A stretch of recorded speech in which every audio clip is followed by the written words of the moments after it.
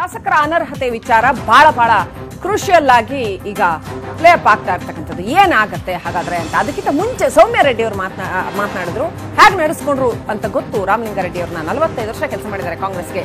Anyway ನಾನೀಗ ಅಧಿವೇಶನಕ್ಕೆ ಹೋಗ್ತೀನಿ, ಮುಂದೇನಾಗುತ್ತೆ ಗೊತ್ತಿಲ್ಲ ಅಂತ. ಇದ್ರ ಬಗ್ಗೆ ಕ್ವಿಕ್ ಆಗಿ ನಾನು ಮಹದೇವ್ ಪ್ರಕಾಶ್ ಸರ್ ಹತ್ರ ಒಂದು ಕ್ವಿಕ್ ರಿಯಾಕ್ಷನ್ ತಗೊಂಡು ಆನಂತರ ಎಂ.ಟಿ. ರಾಣೆ ಅವ್ರ ಹತ್ರ ಹೋಗೋಣ. ಮಹದೇವ್ ಪ್ರಕಾಶ್ ಸರ್, ಸೌಮ್ಯ ರೆಡ್ಡಿ ಅವರು ಈ ಹಿಂದೆ ಸೋನಿಯಾ ಗಾಂಧಿ ಅವ್ರನ್ನ ಭೇಟಿ ಮಾಡಿ ಬಂದ್ರು. ರಾಮಲಿಂಗಾರೆಡ್ಡಿ ಅವರ ವಿಚಾರ ಸಾಕಷ್ಟು ಅನಿರೀಕ್ಷಿತವಾಗಿತ್ತು. ಈ ತರದ ಒಂದು ನಡೆ ರಾಮಲಿಂಗಾರೆಡ್ಡಿ ಅವರಿಂದ ಖಂಡಿತವಾಗ್ಲೂ ಅನಿರೀಕ್ಷಿತ ಆಗಿತ್ತು ಅಂತ. ಈಗ ಅವರು ಇನ್ನು ರೆಸಿಗ್ನೇಷನ್ ಕೊಟ್ಟಿಲ್ಲ, ರಾಮಲಿಂಗಾರೆಡ್ಡಿ ಅವರು ಕೊಟ್ಟಿದ್ದಾರೆ, ಸೌಮ್ಯ ಅವರು ಕೊಟ್ಟಿಲ್ಲ. ಕೊಡ್ತಾರೆ ಅಂತ 2-3 ದಿನದಿಂದ ಹೇಳಲಾಗ್ತಾ ಇತ್ತು. ಈಗ ಅಧಿವೇಶನಕ್ಕೆ ಹೋಗ್ತಾರೆ ಅಂತ ಏನ್ ಅನ್ಸುತ್ತೆ? ಏನ್ ಮಾಡ್ಬೋದು ಅವರು? ಬಹುಶಃ ಸೌಮ್ಯ ರೆಡ್ಡಿ ಅವರು ಹೇಳಿರುವ ಮಾತುಗಳನ್ನು ಗಮನಿಸಿದಾಗ ಇವರು ಯಾವ ರೀತಿ ನನ್ನ ತಂದೆಯನ್ನ ನಡೆಸ್ಕೊಂಡಿದ್ದಾರೆ ಅಂತ ನನಗೆ ಗೊತ್ತು ಅಂತ ಅಂದಾಗ ಆ ಮಾತುಗಳಲ್ಲಿ ಅತೃಪ್ತಿ, ಅಸಮಾಧಾನ ಇರೋದು ತುಂಬಾ ಸ್ಪಷ್ಟವಾಗಿ ಗೋಚರಿಸುತ್ತೆ. ನೋಡಿ, I have seen Ramalinga Reddy from last 45 years. College days ಇಂದ ನೋಡಿದ್ದೀನಿ. He is A very decent and dignified person. ಜೊತೆಗೆ ಅವರ ವಿರುದ್ಧ ಈ ಬೆರಳು ತೋರಿಸುವಂತಹ ಯಾವುದೇ ಒಂದು ಆರೋಪ ಇಲ್ಲ. 1980ರ ದಶಕದ ಆರಂಭದಲ್ಲಿ ಅವರು ಬೆಂಗಳೂರು ಮಹಾನಗರ ಪಾಲಿಕೆಯ ಸದಸ್ಯರಾಗಿದ್ದರು. ಅದಕ್ಕೆ ಮೊದಲು ಕಾಂಗ್ರೆಸ್ನ ಕೆಳ ಹಂತದಲ್ಲಿ ಯೂತ್ ಕಾಂಗ್ರೆಸ್ ಮತ್ತು ಬೇರೆ ಬೇರೆ NSUI ಇಂಥದ್ರಲ್ಲಿ ಅವರು ಕೆಲಸ ಮಾಡಿ ಬಂದಿದ್ದಾರೆ. ಕಾಲೇಜ್ನಲ್ಲಿ he was A student leader. ಅದರ ಜೊತೆಗೆ 1989ನಲ್ಲಿ ಶಾಸಕರಾದ ದಿನದಿಂದ ಇಲ್ಲಿಯವರೆಗೆ ಅವರು ಹಿಂದಿರುಗಿ ನೋಡಿಲ್ಲ ಅವರು. ಮತ್ತೆ ನಾನು ಆಗಲೇ ಹೇಳಿದಾಗೆ ಹಾನೆಸ್ಟಿ, ಇಂಟೆಗ್ರಿಟಿ ಮತ್ತೆ ಬಿಹೇವಿಯರ್, ಇಟ್ ಈಸ್ ಅನ್ಕ್ವೆಶ್ಚನಬಲ್. ಅಂತ ಒಬ್ಬ ಶಾಸಕರನ್ನ ಕಾಂಗ್ರೆಸ್ ಪಕ್ಷ ನಡೆಸ್ಕೊಳ್ಳಿಲ್ಲ ಅಂದ್ರೆ ಆ ತೀರ್ಮಾನ ಹೊರ ಬಂದ ಮೇಲೆ ಮುಂದಿನ ನಮ್ಮ ರಾಜಕೀಯ ಚಟುವಟಿಕೆಗಳು ಹೇಗಿರಬೇಕು ಇದೆಲ್ಲ ಸಂಗತಿಗಳನ್ನು ಚರ್ಚೆ ಮಾಡ್ತೇವೆ. ಇವತ್ತು ಅಧಿವೇಶನ ಪ್ರಾರಂಭ ಆಗ್ತಿದೆ. ಅಧಿವೇಶನ ನಾವು ಭಾಗವಹಿಸ್ತೇವೆ. ಕಾರ್ಯಕ್ರಮದಲ್ಲಿ ಭಾಗವಹಿಸಿ ನಮ್ಮ ಶಾಸಕಾಂಗ ಪಕ್ಷದ ಸಭೆ ಇದೆ ಈಗ 11 ಗಂಟೆಗೆ. ಅದಾದಮೇಲೆ ಅಧಿವೇಶನಕ್ಕೂ ಭಾಗವಹಿಸ್ತೇವೆ.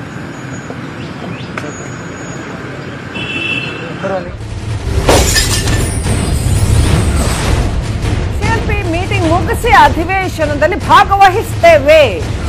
ಬಿಜೆಪಿ ಕೂಡ ಎಲ್ಲ ಶಾಸಕರಿಗೆ ವಿಪ್ ಜಾರಿ ಮಾಡಿದೆ. ಅಧಿವೇಶನದಲ್ಲಿ ಹಾಜರಿರಬೇಕು ಕಡ್ಡಾಯವಾಗಿ ಅಂತ ವಿಪ್ ಜಾರಿ ಮಾಡಲಾಗಿದೆ.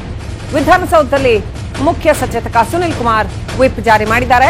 ಯಡಿಯೂರಪ್ಪನವರು ಮಾತನಾಡ್ತಾ ಇದ್ರು, ಅಧಿವೇಶನದಲ್ಲಿ ಭಾಗವಹಿಸ್ತೀವಿ ಅನ್ನೋದನ್ನ ಖಚಿತವಾಗಿ ಹೇಳಿದ್ದಾರೆ. ಆದ್ರೆ ವಿಧೇಯಕ ಮಂಡನೆ ಮಾಡೋದಕ್ಕೆ ಬಿಡ್ತಾರಾ? ಏನಿರುತ್ತೆ ಬಿಜೆಪಿಯ ನಿಲುವು ಅಧಿವೇಶನದಲ್ಲಿ? ಯಾಕಂತಂದ್ರೆ ನಿನ್ನೆಯಿಂದ 3 ದಿನದಿಂದ ಬಿಜೆಪಿಯವರು ಹೇಳ್ತಾ ಇದ್ದಾರೆ ಸರ್ಕಾರ ಅಲ್ಪಮತಕ್ಕೆ ಕುಸಿದಿದೆ ಅಂತ. ಹಾಗಾದ್ರೆ ಅಲ್ಪಮತಕ್ಕೆ ಕುಸಿದಿರ್ತಕ್ಕಂಥ ಸರ್ಕಾರದಲ್ಲಿ, ಕ್ಯಾಬಿನೆಟ್ ಮಿನಿಸ್ಟರ್ಸ್ ಎಲ್ಲ ರಿಸೈನ್ ಮಾಡಿರ್ತಕ್ಕಂಥ ಸರ್ಕಾರದಲ್ಲಿ ಪ್ರಮುಖವಾದಂತಹ ನಿರ್ಣಾಯಕ ನಿರ್ಧಾರಗಳನ್ನ ಕೈಗೊಳ್ಳೋದಕ್ಕೆ ಅದು ಪ್ರಜಾಪ್ರಭುತ್ವ ರೀತಿಯ ಸರಿಯಾಗತ್ತಾ? ಪ್ರತಿಪಕ್ಷ ಅದನ್ನ ಒಪ್ಪಿಕೊಳ್ಳುತ್ತಾ?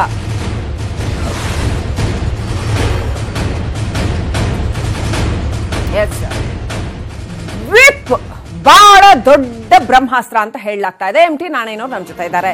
ಸರ್, ವಿಪ್ ಜಾರಿ ಮಾಡಿಬಿಟ್ಟಿದ್ದಾರೆ ಕಾಂಗ್ರೆಸ್ ಕಡೆಯಿಂದ. ಇದು ಶಾಸಕರನ್ನ ಅನರ್ಹತೆಗೆ ತಳ್ಳತ್ತಾ ಇಲ್ವಾ? ಕಾನೂನು ಏನ್ ಹೇಳುತ್ತೆ? ಈ ಸುಮಾರು ಆಂಗಲ್ ನೋಡಿದ್ವಿ ನಾವು. ಕಾಂಗ್ರೆಸ್ನವ್ರು ಏನ್ ಹೇಳ್ತಾರೆ, ಬಿಜೆಪಿಯವ್ರು ಏನ್ ಹೇಳ್ತಾರೆ ನಾವು ನೋಡಿದ್ವಿ. ಆದ್ರೆ ಕಾನೂನು ಒರಿಜಿನಲಿ ಏನ್ ಹೇಳುತ್ತೆ? ಹಿಂದಿನ ಪ್ರಕರಣಗಳನ್ನ ಕೂಡ ತಾವು ಅನೇಕ ಪ್ರಕರಣಗಳನ್ನ ನೋಡಿರ್ತೀರ. ಅದೆಲ್ಲದರ ಆಧಾರದ ಮೇಲೆ ಯಾವುದು ಸರಿ? ವಿಪ್ ಗಂಭೀರವಾಗಿ ಪರಿಗಣಿಸುವಂತದ್ದ ಈ ವಿಪ್ ಈ ರಾಜೀನಾಮೆ ಕೊಟ್ಟರೆ ಶಾಸಕರಿಗೆ ಅಪ್ಲೈ ಆಗತ್ತಾ?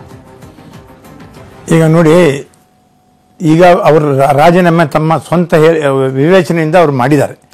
ಮಾಡಿದ ಮೇಲೆ ಅವರು ವಿಪ್ಪಲ್ಲ, ಇನ್ನು ಅದ್ರ ಮೇಲ್ಗಡೆ ಇನ್ನೇನಾದ್ರೂ ಬಂದ್ರು ಅದಕ್ಕೂ ತಯಾರು ಕೂತಿದ್ದಾರೆ. ಈಗ ಆ ಕಾರಣದಿಂದಾಗಿ ಅವರು ವಜಾ ಮಾಡಿ ನಮ್ಮನ್ನ ಹೇಳ್ತಿದ್ದಾರೆ.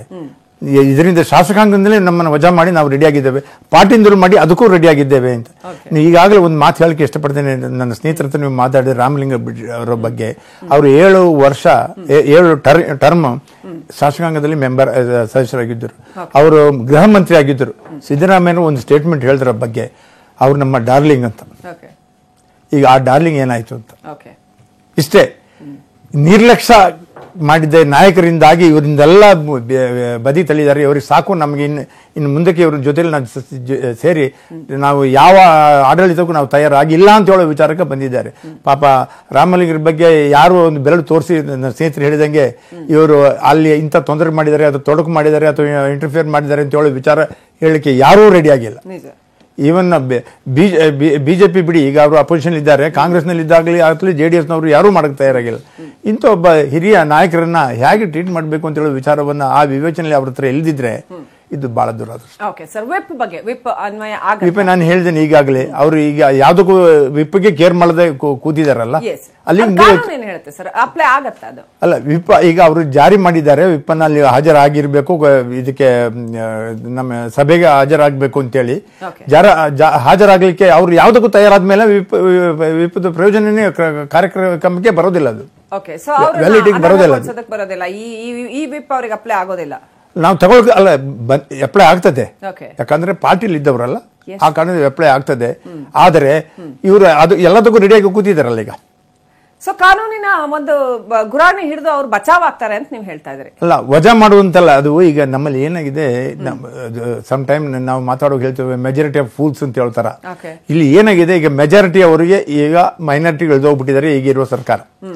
ಮೈನಾರಿಟಿ ಆದಮೇಲೆ ನಾಳೆ ಮುಂದಿನ ಕ್ರಮ ಏನ್ ಮಾಡಬೇಕು, ವಿಪ್ ಜಾರಿ ಮಾಡಬೇಕಾದ್ರೆ ಏನೆಲ್ಲ ಕ್ರಮ ಕಾರ್ಯಗತವಾಗಿ ಮಾಡಿದಾರೆ ಇಲ್ವೋ ಅಂತ ಹೇಳೋ ಪ್ರಶ್ನೆನೂ ಬರ್ತದೆ. ಅದು ಮುಂದೆ ನ್ಯಾಯಾಲಯದ ಮುಂದೆ ಹೋಗೋ ಸಾಧ್ಯತೆನೂ ಇದೆ ನಾಳೆ ಬೇಕಾದ್ರೆ.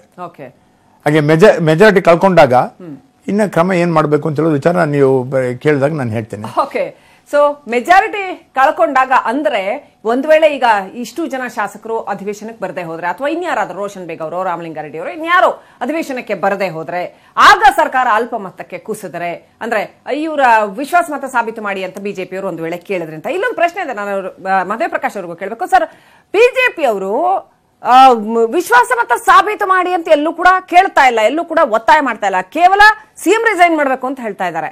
ಸೊ ಯಾಕೆ ಫ್ಲೋರ್ ಟೆಸ್ಟ್ ಯಾರು ಕೇಳ್ತಾರೆ? ಓಕೆ, ಶಾಸಕಾಂಗ ವರ್ಸಸ್ ನ್ಯಾಯಾಂಗ, ಹಿತಾಸಕ್ತಿಗಳ ಸಂಘರ್ಷ ಏನಾದ್ರೂ ಉಂಟಾಗ್ತಾ ಇದೆಯಾ? ಅತೃಪ್ತ ಶಾಸಕರು ಮತ್ತು ಸ್ಪೀಕರ್ ಸಂಘರ್ಷದ ಹಿನ್ನೆಲೆಯಲ್ಲಿ ಸುಪ್ರೀಂ ಕೋರ್ಟ್ಗೆ ಮತ್ತೊಂದು ಅರ್ಜಿ ಸಲ್ಲಿಕೆಯಾಗಿದೆ.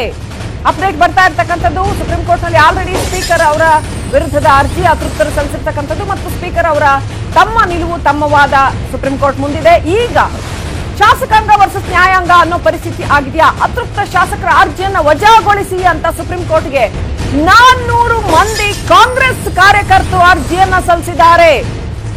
ಕರ್ನಾಟಕದಲ್ಲಿ ಶಾಸಕಾಂಗ ವರ್ಸಸ್ ನ್ಯಾಯಾಂಗ ಅನ್ನೋ ಒಂದು ಪರಿಸ್ಥಿತಿ ಉಂಟಾಗಿದೆಯಾ? ಅತೃಪ್ತ ಶಾಸಕರ ಅರ್ಜಿಯನ್ನ ವಜಾಗೊಳಿಸಿ ಅಂತ ಕಾಂಗ್ರೆಸ್ನ 400 ಕಾರ್ಯಕರ್ತರು ಅರ್ಜಿ ಸಲ್ಲಿಸಿದ್ದಾರಂತೆ ಸುಪ್ರೀಂ ಕೋರ್ಟ್.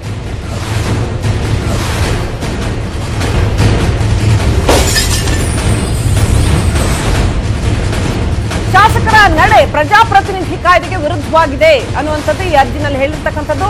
ಅಂದ್ರೆ ಇವರು ಆಪರೇಷನ್ಗೆ ಒಳಗಾಗಿದ್ದಾರೆ, ಒತ್ತಡಕ್ಕೆ, ರಾಜಕೀಯ ಒತ್ತಡಕ್ಕೆ, ಆಮಿಷಕ್ಕೆ ಒಳಗಾಗಿ ಇವರು ರಿಸೈನ್ ಮಾಡಿದ್ದಾರೆ ಅಂತ ಕಾಂಗ್ರೆಸ್ನ ಕಾರ್ಯಕರ್ತರು, ಸುಮಾರು 400 ಮಂದಿ ಕಾಂಗ್ರೆಸ್ನ ಕಾರ್ಯಕರ್ತರು ಹೊಸ ಅರ್ಜಿಯನ್ನ ಸಲ್ಲಿಸಿದ್ದಾರೆ ಸುಪ್ರೀಂ ಕೋರ್ಟ್ಗೆ. ಏನಾಗುತ್ತೆ ಅದು ಹಾಗಾದ್ರೆ? ಪ್ರಜಾಪ್ರತಿನಿಧಿ ಕಾಯ್ದೆಗೆ ವಿರುದ್ಧವಾಗಿದೆಯಾ? ಹೇಗದನ್ನ ಪ್ರೂವ್ ಮಾಡ್ತಾರೆ, ಹೇಗೆ ಎಸ್ಟಾಬ್ಲಿಷ್ ಮಾಡ್ತಾರೆ? ಅತೃಪ್ತ ಶಾಸಕರ ಮನವಿಯನ್ನ ವಜಾಗೊಳಿಸಿ, ಅವ್ರನ್ನ ಅನರ್ಹಗೊಳಿಸಿ ಅಂತ ಕೂಡ ಸುಪ್ರೀಂ ಕೋರ್ಟ್ಗೆ ಕಾಂಗ್ರೆಸ್ ಕಾರ್ಯಕರ್ತರು ಮನವಿ ಮಾಡಿಕೊಂಡಿದ್ದಾರೆ.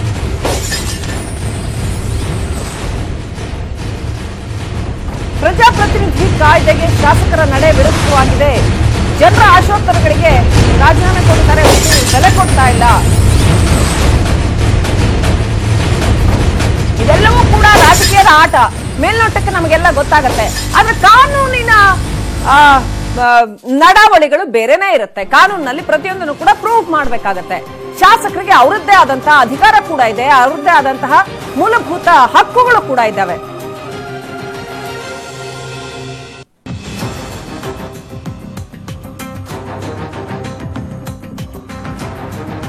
ಓಕೆ, ನಮ್ಮ ಮಹದೇವ್ ಪ್ರಕಾಶ್ ಅವರಿಗೆ ಈ ಪ್ರಶ್ನೆಗೆ ಹೋಗೋದಕ್ಕಿಂತ ಮುಂಚೆ ಕ್ವಿಕ್ ಆಗಿ ನಾನು ನಾಣೇನವ್ರ ಹತ್ರ ಈ ಒಂದು ಈ ಕ್ಷಣದ ಡೆವಲಪ್ಮೆಂಟ್. ಸರ್, 400 ಜನ ಕಾಂಗ್ರೆಸ್ ಕಾರ್ಯಕರ್ತರು ಸುಪ್ರೀಂ ಕೋರ್ಟ್ಗೆ ಮತ್ತೆ ಅರ್ಜಿ ಸಲ್ಲಿಸಿದ್ದಾರೆ, ಪ್ರಜಾಪ್ರತಿನಿಧಿ ಕಾಯ್ದೆಗೆ ವಿರುದ್ಧವಾಗಿದೆ ಅಂತ. ಹೌದಾ, ವಿರುದ್ಧವಾಗಿದೆಯಾ? ಏನಾಗುತ್ತೆ?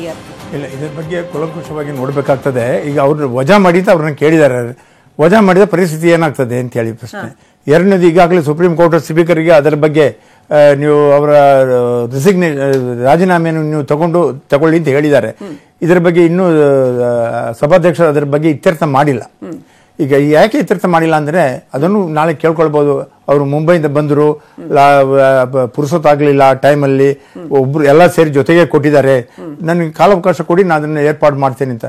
ಸುಪ್ರೀಂ ಕೋರ್ಟ್ ಕಾಲಾವಕಾಶ ಕೊಡೋ ಸಾಧ್ಯತೆ ಒಂದ್ ದಿವಸ ಕೊಡೋ ಸಾಧ್ಯತೆನೂ ಇದೆ, 1 ದಿವಸ 2 ದಿವಸ ಬೇಕಾದ್ರೆ ಕೊಡಬಹುದು.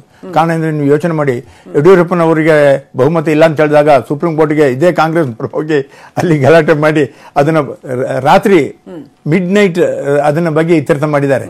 ಅಂತ ಸಂದರ್ಭದಲ್ಲಿ ಮಧ್ಯರಾತ್ರಿ 11 ಗಂಟೆಗೆ ಮಧ್ಯರಾತ್ರಿ ಅದನ್ನ ಇತ್ಯರ್ಥ ಮಾಡಿದ್ದಾರೆ. ಅದೇ ರೀತಿ ಇಲ್ಲಿ ಅವ್ರಿಗೆ ಕಾಲಾವಕಾಶ ಕೊಡೋ ಒಂದ್ ದಿವಸ 2 ದಿವಸ ಕಾಲಾವಕಾಶ ಕೊಡೋ ಸಾಧ್ಯತೆನೂ ಇದೆ. ಆದರೆ ಇಲ್ಲಿ ಸಭೆಯಲ್ಲಿ ಮೈನಾರಿಟಿ ಇದೆ ಅಂತ ಹೇಳೋದ್ರ ಬಗ್ಗೆ ಬಂದಾಗ ವಿಚಾರ ಬೇರೆ ಆಗ್ತದೆ. ಎರಡಿರೋದು, ಒಂದು ಚೀಫ್ ಮಿನಿಸ್ಟರ್ ಮುಖ್ಯಮಂತ್ರಿ ರಾಜೀನಾಮೆ ಕೊಡಬೇಕು, ಇಲ್ಲ ಗವರ್ನರ್ ಅದನ್ನ ಟೇಕ್ ಓವರ್ ಮಾಡೋದಕ್ಕೂ ಪವರ್ಸ್ ಇದೆ. ಗವರ್ನರ್ ಟೇಕ್ ಓವರ್ ಮಾಡಬಹುದು, ಡಿಸ್ಮಿಸ್ ಮಾಡೋಕೆ ಪವರ್ಸ್ ಇದೆ.